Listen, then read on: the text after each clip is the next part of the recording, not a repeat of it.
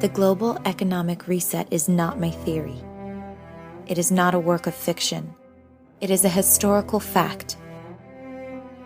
An event that has taken place at least 6 other times in modern history, and the world is on the precipice of witnessing the 7th global economic reset. When this event does happen, it will fundamentally change the world.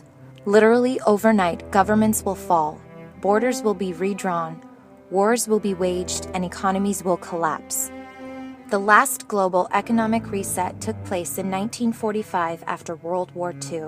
At that time, England, who issued the world reserve currency, had an economy and country which laid in total ruin. The final collapse of her economic sovereignty laid its roots in a state with too much war, too much debt, way too much elite decadence, and entirely too much political corruption. For over 200 plus years, England maintained its status of issuer of the world's reserve currency.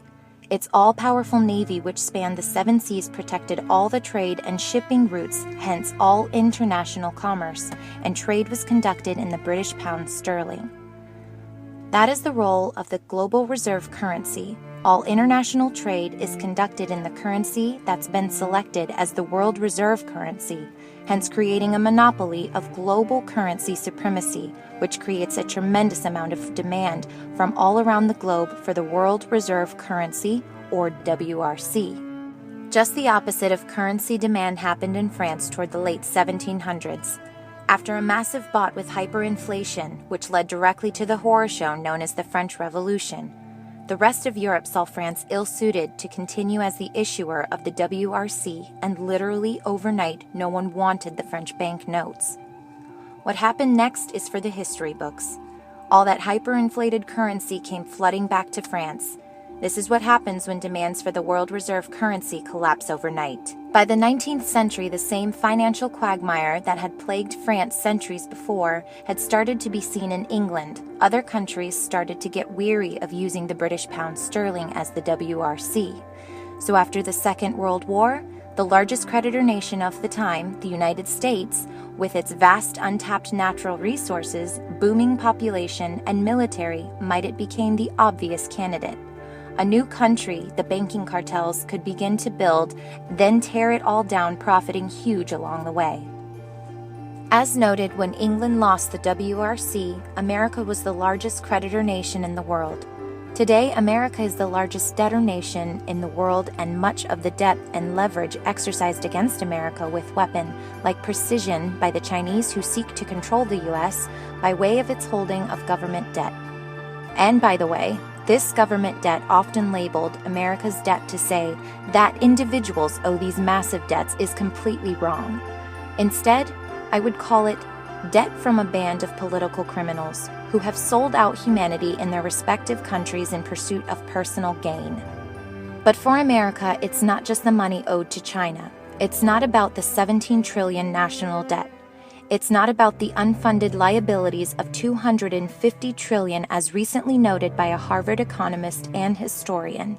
It's not about the 1.4 quadrillion in financial derivatives, 800 trillion which is owed by the 6 mega U.S. banks, along with all the other fraud and deception that has come to define the modern casino culture of Wall Street. It's really about the loss of trust in the U.S. dollar, something which is happening right now all around the world. BRICS nations as well as Europe look to America, with all its wars, its political corruption, elite decadence, and massive debts, and they are very concerned.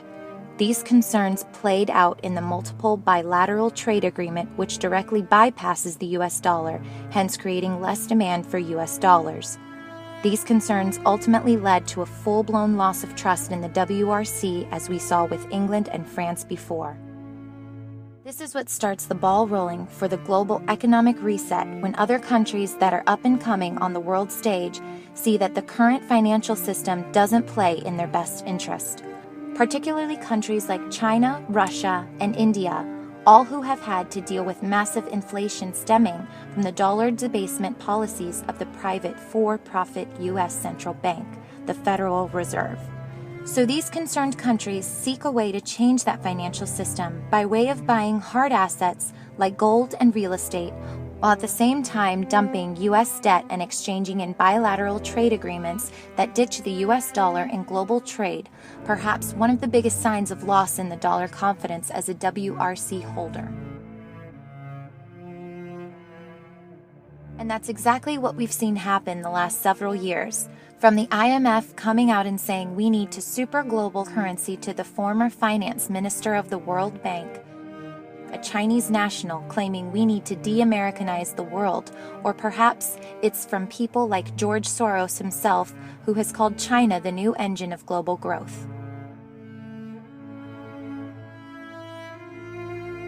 The facts are indisputable. From the bilateral trade agreements that we see taking place around the world to the rise of the BRIC nations seeking to challenge the old school's global currency domination like China, who government accounts for the #1 buyer and #1 miner of gold in the world. The global economic reset, ladies and gentlemen, is coming. It doesn't matter whether you believe it or not. What matters is what's going to happen, and the global economic reset will happen because it's happened so many times before in history under the exact same conditions we face today. A country that is riddled with too much war, too much debt, too much elite decadence, and entirely too much political corruption.